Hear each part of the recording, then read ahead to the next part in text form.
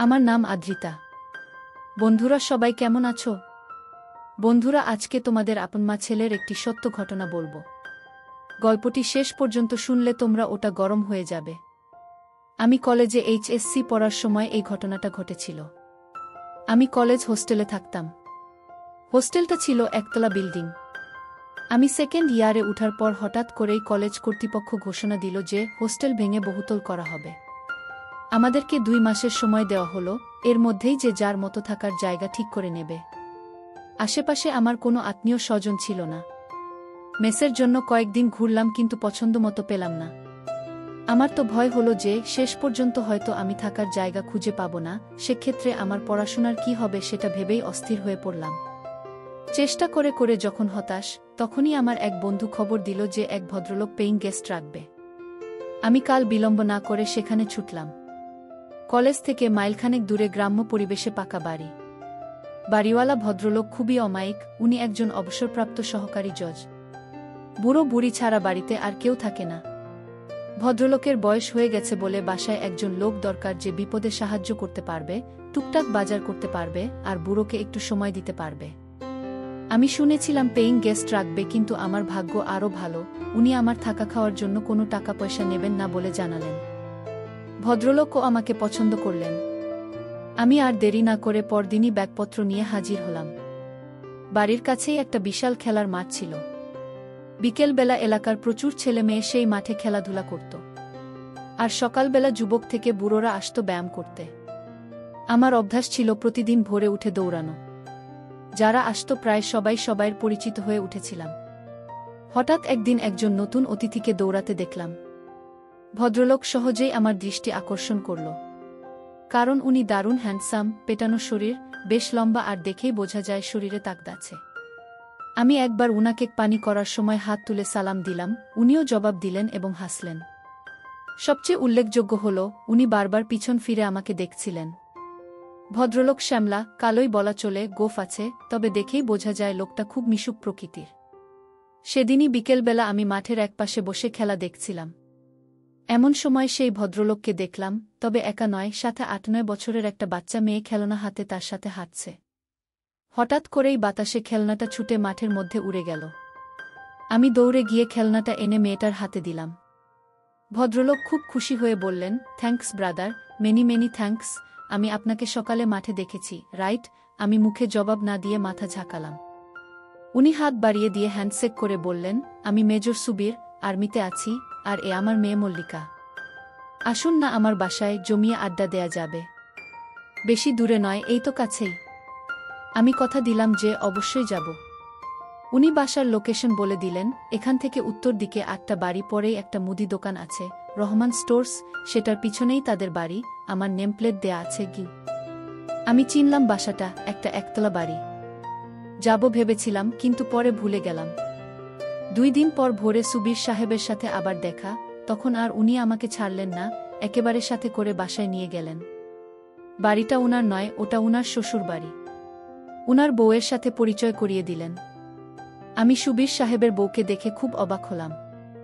উনার সাথে মানায় না, শুধু বয়সে নয়, রূপেও রাত আর দিন পার্থক্য। উনার বয়স 50-এর কাছাকাছি, কিন্তু উনার বউয়ের বয়স 30-এর উপরে হবে না। মহিলার নাম রেনু। আমি তাকে রেনু আপা বলে ডাকতাম, কারণ ভাইবোন সম্পর্কের মধ্যে কেউ খারাপ কিছু খোঁজে না। রেনু আপা অপরূপ সুন্দরী, যে কোনো পুরুষের হার্টবিট বাড়িয়ে দেওয়ার মতো যথেষ্ট উপাদান তার আছে। রেনু আপা বেশি লম্বা নয়, 5 ফুট মতো হবে।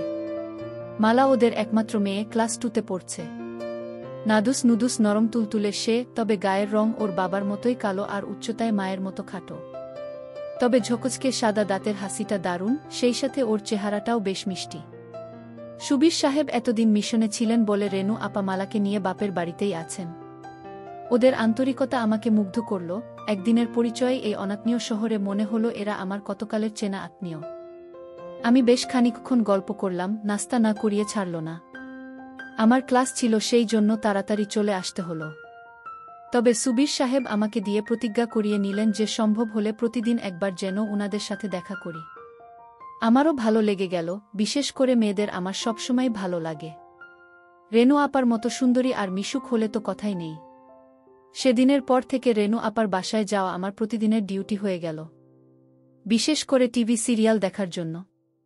তাছাড়া ভিসিআর আছে, মাঝে মাঝে হিন্দি ছবিও দেখা হয়।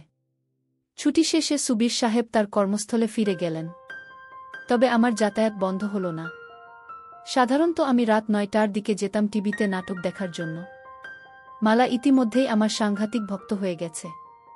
আমি গেলে আমাকে ছেড়ে নড়তেই চায় না। আর সাংঘাতিক গা ঘেঁষা স্বভাব মেয়েটার। যতক্ষণ থাকবো আমার কোলে বসে থাকবে, না হলে পিঠে চাড়বে। আমি বেল বাজাতেই ছুটে এসে মালাই দরজা খুলে দেয়। আমি ঘরে ঢুকে সোফায় বসার সাথে সাথে আমার কাছে বসে গলা ধরে। আমিও ওকে কাছে টেনে ধরি। মালা শুধু খিলখিল করে হাসে। রেনু আপা মাঝে মাঝে আমাকে বিরক্ত না করার জন্য মালাকে বকা দেয়, কিন্তু আমি আপাকে ওকে বকতে মানা করি। এভাবেই আমাদের দিনগুলি কাটতে থাকে। আমি দিনে দিনে রেনু আপার পরিবারের একজন সদস্য হয়ে উঠি। মেয়ে দুজনের সাথেই আমার সময় গাঢ় হয়ে ওঠে। তবে আমি একজন নারী লোভী হলেও মালার সাথে আমার সম্পর্ক ছিল একেবারেই নির্ভেজাল, স্বাভাবিক। আমার মনে ওই বাচ্চা মেয়েটা সম্পর্কে কোনো খারাপ উদ্দেশ্য ছিল না। এমনকি রেনু আপা একটা আইটেম হলেও আমি তাকে খুবই সম্মানের চোখে দেখতাম। এক কথায় ওই পরিবারের সাথে আমি একেবারেই সুস্থ স্বাভাবিক একটা সম্পর্ক গড়ে তুলতে চেয়েছিলাম। কিন্তু আমার দুর্ভাগ্য আমাকে সেটা হতে দিল না। জানি না কেন, আমি যেখানেই যাই সেখানেই কোনো মেয়ে মানুষের সাথেই আমার সম্পর্ক সঠিক পথে থাকে না। এখানেও থাকল না। 4 মাস পরের কথা। তখন শীতকাল এসে গেছে। আমি সচরাচর বাসায় লুঙ্গি পরি এবং রেনু আপার বাসায়ও লুঙ্গি পরেই যাই।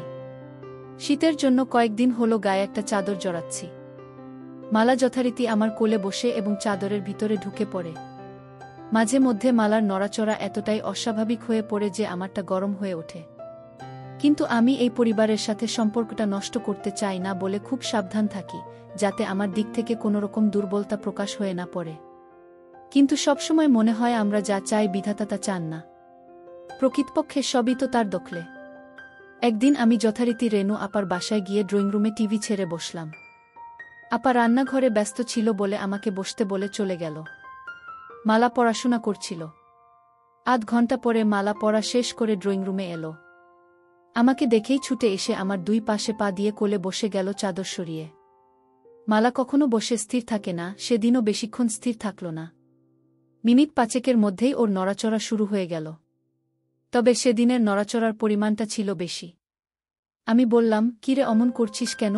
মালা বলল, আমার চুলকাচ্ছে চু। আমি বললাম, ঠিক আছে, তাহলে নিচে নেমে বস। কি আমার কথা শুনে মালা উঠে দাঁড়ালো, আর আমি আমার পা দুটি সরিয়ে মালা আমার 2 পায়ের মাঝে সোফার উপরে বসল। কিন্তু মালা সম্ভবত বুঝতে পেরেছিল যে সোফার মাঝখানে মোটা দড়ির মতো কিছু একটা আছে। আমি ওটাকে থামানোর যথাসাধ্য চেষ্টা করলাম, কিন্তু পারলাম না। ওর কানের কাছে ফিসফিস করে ধমকে উঠলাম, এই মালা, কি হচ্ছে এসব? ছাড় বলছি। কি? মালা তখন বলল, ছাড়ব না। তুমি শক্ত বানালে কেন? ছাড়ব না, কি করবে? আমি এবারে অন্য পথ চেষ্টা করলাম। বললাম, আপা দেখলে কিন্তু জবাই করে ফেলবে। মালা হেসে বলল, মাম্নি রান্নাঘরে তোমার জন্য পোলাও মাংস রাঁধছে, এদিকে আসবে না? গিয়ে আমি বললাম, তবুও এসব ভালো না, লক্ষ্মী মাম্নি ছাড়ো। মালা আরও জোরে ধরে বলল, না ছাড়ব না, আমার ধরে থাকতে ভালো লাগতেছে। আমার ধৈর্যের বাঁধ ভেঙে গেল, মাথার মধ্যে গোলমাল হয়ে গেল, আমার হিতাহিত গান লোপ পেয়ে গেল। আমি স্থানকালপাত্র সব ভুলে গেলাম। সব ভুলে গেলাম। আমি ফিসফিস করে বললাম, দেখ, তুই যদি আমারটা না ছাড়িস আমি কিন্তু তোরটা ধরব। 1 সেকেন্ডও দেরি না করে মালা আমার চোখে চোখ রেখে হাসতে হাসতে বলে দিল, ধরো না, ধরো। আমি কি মানা করেছি নাকি? একেবারেই বাচ্চা একটা মেয়ে, যার কিনা সন্ধিক্ষণে পৌঁছানো এখনো অনেক বাকি, তার এরকম কাজ দেখে আমার টাস্কি লেগে গেল। একটু পর রেনু আপা এলো। আমি ভয় পেয়ে হাত সরিয়ে নিলেও মালা ছাড়ল না। যেহেতু আমাদের পুরো শরীর চাদরে ঢাকা ছিল, আপা কিছুই বুঝতে পারল না। আপা আমার জন্য গরম গরম খাবার তৈরি করে এনেছিল। আমার সামনে টি টেবিলে সেগুলি রাখতে লাগল। নিচুটে টেবিলে খাবার রাখার জন্য আপাকে আমার সামনে অনেকখানি নুয়ে পড়তে হচ্ছিল। ওই দৃশ্য চোখে পড়ার সাথে সাথে আমার কেমন যেন অনুভূতি হলো। আমার চোখ সরাতে চেষ্টা করলাম, কিন্তু আমার অবাধ্য চোখ বারবার ঘুরে ফিরে চুম্বকের মতো ওদিকেই আটকে যাচ্ছিল। ভয় হচ্ছিল, বাই চান্স আপা যদি বুঝতে পারে তাহলে হয়তো ভীষণ রাগ করবে, আর আমি অনেক কিছু থেকে বঞ্চিত হব। কিন্তু সৌভাগ্যক্রমে সেসব কিছু হলো না। আমি মালাকে নামিয়ে পাশে বসিয়ে দিলাম, আর আপার আনা খাবার খেতে শুরু করলাম। শুক্রবার আমাদের কলেজ বন্ধ থাকে। প্রতি শুক্রবারেই সকালে আমি রেনু আপার বাসায় যাই টিভিতে প্রোগ্রাম দেখার জন্য। সেদিনও ছিল শুক্রবার। আপা আমার জন্য চা করে নিয়ে এলো। আমি সোফায় বসা, আপা হামা দিয়ে টেবিলে চা রাখল। সেদিন আপা সালোয়ার কামিজ পরেছিল। যখন আপা চায়ের কাপ রাখতে গেল, তা দেখে আমার হার্টবিট বেড়ে গেল। আমি চা খেয়ে টিভি দেখতে লাগলাম। একটা সুন্দর ছবি হচ্ছিল। 11টার দিকে আপা নিজের কাপড় চোপড় নিয়ে ঘর থেকে বেরিয়ে গেল, সম্ভবত গোসল করার জন্য গেল। আমার গায়ে চাদর ছিল না, এজন্য মালা এতক্ষণ বিশেষ সুবিধা করতে পারছিল না। এবার মালা তার কাজ শুরু করে দিল। আমার কৌতূহল চেপে রাখতে না পেরে আমি জানতে চাইলাম, ও এসব কোথা থেকে শিখেছে। মালা প্রথমে আমাকে কসম খাইয়ে নিল যে আমি কাউকে এটা বলবো না। পরে বলল টিভিতে দেখে শিখেছে খু। আমি বললাম মানে? মালা বলল বাবা ছুটিতে আসার সময় ভিডিও ক্যাসেট নিয়ে আসে। অনেক রাতে ওরা যখন মনে করে আমি ঘুমায়ে গেছি তখন সেই ভিডিও দেখে, কিন্তু আসলে তো আমি ঘুমাই না। চুরি করে দেখি কেমন করে এসব কাজ করতে হয়। রেনু আপা চলে আসাতে আমরা চুপ মেরে গেলাম। মালা উঠে বাইরে চলে গেল। আমি টিভিতে মনোযোগ দিলাম। আমি যেখানে বসেছিলাম সেখান থেকে রেনু আপার ড্রেসিং টেবিল আড়ালে হলেও ড্রেসিং টেবিলের সামনে কেউ দাঁড়ালে সরাসরি তাকে দেখা না গেলেও আয়নার মধ্যে তাকে পরিষ্কার দেখা যায়। আমিও দেখতে পাচ্ছিলাম। চাইছিলাম ওদিকে তাকাবো না, কিন্তু অবাধ্য চোখ বারবার ঘুরে ঘুরে ওদিকে চলে যাচ্ছিল। আপা টেবিলের উপরে পা তুলে দিয়ে লোশন মাখল। হঠাৎ আমার বুকটা এমনভাবে ধরফর করতে লাগলো যে মনে হলো হৃৎপিণ্ডটা না বাইরে বের হয়ে যায়। কারণ রেনু আপা তার সব হঠাৎ করে আমার মাথার মধ্যে বিজলি খেলে গেল। মালার বলা কথাগুলো মনে পড়ে গেল। আমি রেনু আপার কার্যকলাপের মধ্যে পরিষ্কারভাবে অন্য কিছুর স্বাদ পেলাম, আর তার টার্গেট আর কেউ নয় আমি। মুখে ভাই ডাকলেও তার আসল উদ্দেশ্য অন্য। মালার কথায় বুঝতে পেরেছি যে কোনো কারণেই হোক সুবীর বাবু কাজ করতে অক্ষম। সেক্ষেত্রে আপার কাতর হওয়াটাই স্বাভাবিক। কিন্তু মালার সাথে আমি যেভাবে আটকে গেছি তাতে মামে দুজনকেই। না না, সেটা সম্ভব নয়। এটা আমি পারব না। সিদ্ধান্ত নিলাম, হয় মালা না হয় আপা থেকে আমাকে দূরে থাকতে হবে। সেদিনের মতো আমি দ্রুত আপার বাসা থেকে চলে এলাম। পরের 2-3 দিন ইচ্ছে করেই আমি আপার বাসায় গেলাম না। পরের দিন বিকেলবেলা যখন আমি গেলাম আপা খুব রাগ করল। আমি অজুহাত দেখালাম যে সামনে পরীক্ষা, সেজন্যে আসিনি, আর তাছাড়া আমার বাড়িওয়ালা আর তার বউ একটা নিমন্ত্রণ খেতে গেছে 3-4 দিনের জন্য, তাই বাড়ি ছেড়ে আসতে পারিনি। আমি সেদিনও তারা দেখালাম যে আমি বাড়িতে একা আছি, তাই বেশিক্ষণ থাকা যাবে না, চুরি টুরি হতে পারে, আমাকে তাড়াতাড়ি ফিরতে হবে। আপা সব অক্টে বিশ্বাস করল। আসলে বাড়িওয়ালা সেদিনের জন্য দাওয়াত খেতে গেছিল। আমি এদিকে মালার সান্নিধ্য মনে প্রাণে চাইছিলাম। আর তাছাড়া এ কয়দিন মালাকে নিয়ে হাত দিয়ে কাজ চালিয়েছি। চোখের দেখা দেখিনি, তাই এটাই সবচেয়ে বড় সুযোগ। বাড়িতে আমি একা। মালাকে সাথে নিয়ে যাওয়ার কথা বলতেই আপা রাজি হয়ে গেল। মালাও বোধ হয় এটাই চাইছিল, সেও খুশি মনে আমার সাথে চলে এলো। বাড়িওয়ালা দাওয়াত খেতে গেছে, আসবে সেই গভীর রাতে। আমি মালাকে ঘরে নিয়ে দরজা বন্ধ করে দিলাম। আগেই মালার জন্য কিছু চকলেট এনে রেখেছিলাম, সেগুলি ওকে দিয়ে আমি শুয়ে পড়লাম। মালা আমার উপর মাথা রেখে চকলেট খেতে লাগল। মালা বলল, এই চকলেট মিষ্টি না, দেখি আমার আসল চকলেট খাই। সকল কাজটাজ সেরে আমি খুশি মনে মালাকে বাসার গেট পর্যন্ত এগিয়ে দিলাম। যাওয়ার পথে মালাকে বললাম যে আমি পরীক্ষার পড়া নিয়ে কয়েকদিন ব্যস্ত থাকব, তাই ওদের বাসায় যেতে পারব না। আমার মাথায় আরেক ফন্দি এলো, তাই মালাকে বললাম, যদি পারিস তুই নিজেই সকালে চলে আসিস। সত্যি আমি 3-4 দিন না যাওয়াতে এক ভোরে মালা এসে হাজির। আমি ওকে নিয়ে বাড়ির পিছনের সবজি খেতে গিয়ে বসলাম। ওখানে সকালের রোদটা লাগে, আর জায়গাটা নির্জন, সচরাচর ওদিকে কেউ যায় না। আবার দুজনে মিলে কাজ শুরু করে দিলাম। বেশ শান্তি পেলাম আজ। ঠিক পরে দিন মালা একটা দুঃসংবাদটা দিল। সুবীর বাবু কোয়ার্টার পেয়েছেন, মালারা খুব শীঘ্রই ঢাকায় চলে যাচ্ছে। মালা খবর দিল যে রেনু আপা আমাকে দেখা করতে বলেছে। আমি দ্রুত রেনু আপার সাথে দেখা করলাম।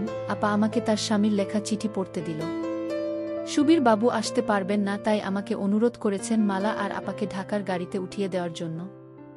রেনু আপার সকল প্রস্তুতি আগে থেকেই নেওয়া ছিল। আমাকে পরের দিনের টিকিট আনতে বলল। আমি পরের দিনের ট্রেনেই আপা আর মালাকে তুলে দিলাম। আমার কেন যেন মনে হলো আপা আমার উপর রাগ করেই তাড়াহুড়ো করে চলে গেল। অনার্স করার পরে পারিবারিক জটিলতার কারণে আমার আর গতানুগতিক লেখাপড়া করা সম্ভব হচ্ছিল না।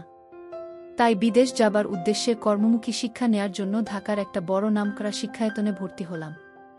এক বন্ধুর সাথে মেসে থাকতাম।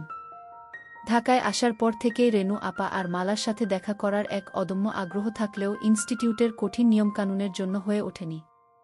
কারণ সকাল ৭টা থেকে দুপুর ২টা পর্যন্ত ক্লাস করতে হতো, তারপরে মেসে ফিরে পরের দিনের হোমওয়ার্ক করতে হতো, সপ্তাহে শুধু শুক্রবারে ছুটি থাকত। বেশি ছুটি পেলেই বাড়িতে যেতে হতো টাকার জন্য, এসব কারণে আর হয়ে ওঠেনি। সবচেয়ে বড় সমস্যা হল রেনু আপাদেরকে তো খুঁজে বের করতে হবে, আমি সুবীর বাবুর ঠিকানা জানি না। আর সে কাজের জন্য যথেষ্ট সময় দরকার, যেটা আমি কোনোভাবেই ম্যানেজ করতে পারছিলাম না।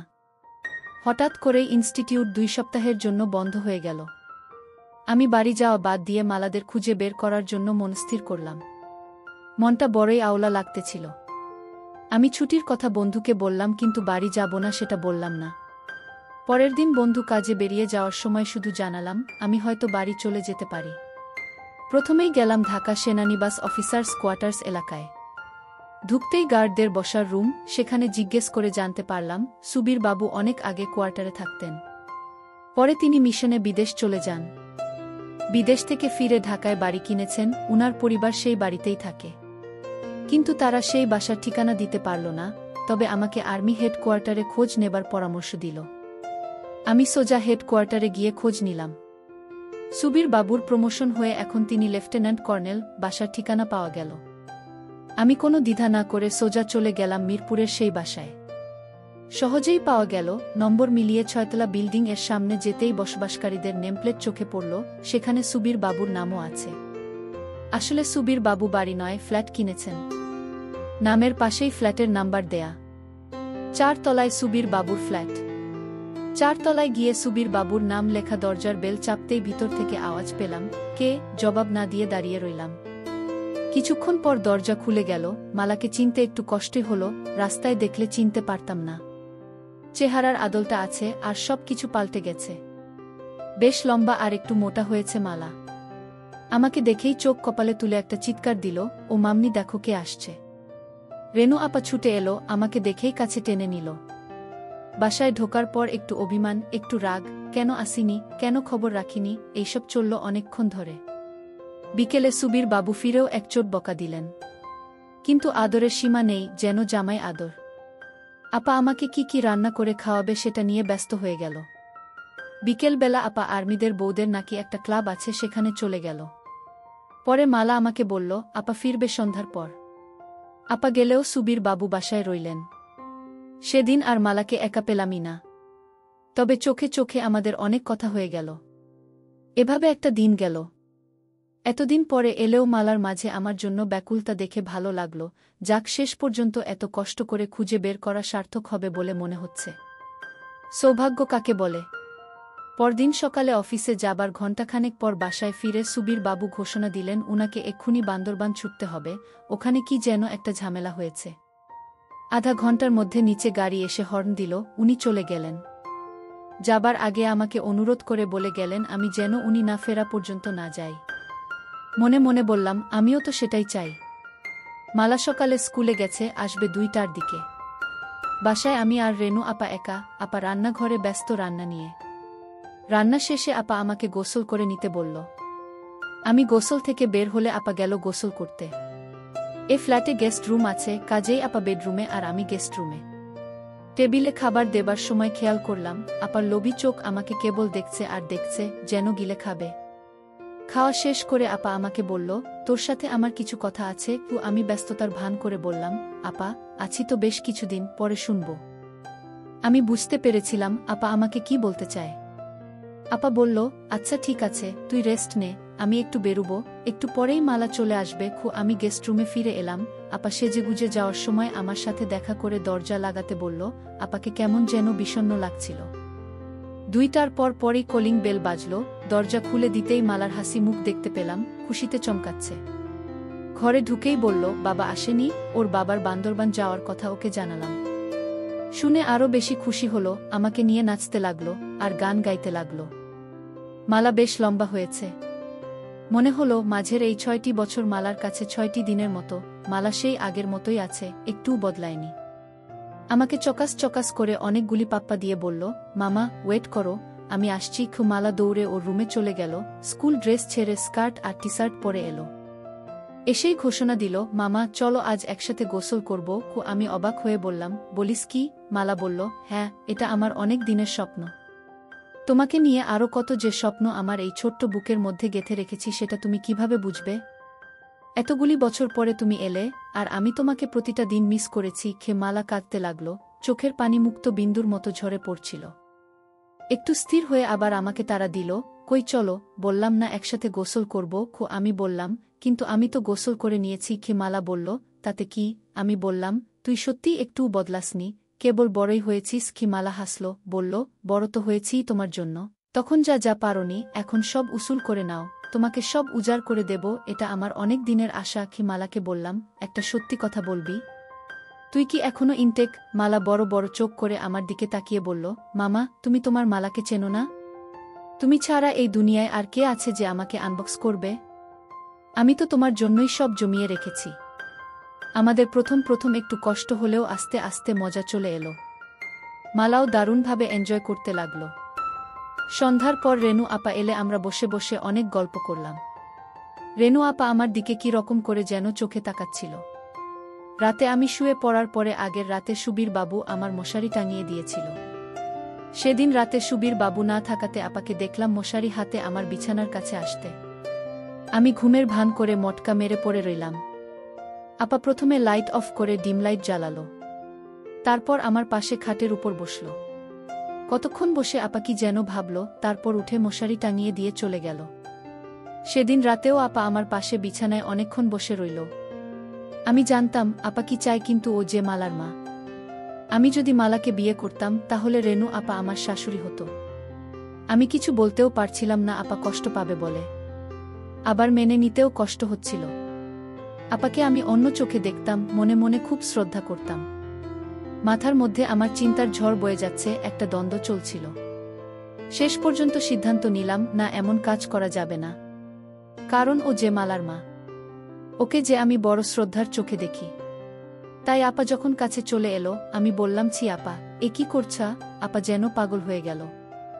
আমাকে ধরে বলল, প্লিজ আমাকে একটু সুখ দে, আমি আর থাকতে পারছি না, আমি তিলে তিলে শেষ হয়ে যাচ্ছি। লক্ষ্মী ভাই আমার, আমাকে বঞ্চিত করিস না। সেই প্রথম তুই যখন আমাদের বাসায় আসলি তখন থেকেই তোর জন্য পাগল হয়ে আছি। বন্ধুরা, ভিডিওটি অনেক বড় হয়ে যাওয়ার কারণে গল্পের বাকি অংশ অন্য কোনো ভিডিওতে দেওয়া হবে। সবাই সাথেই থাকো।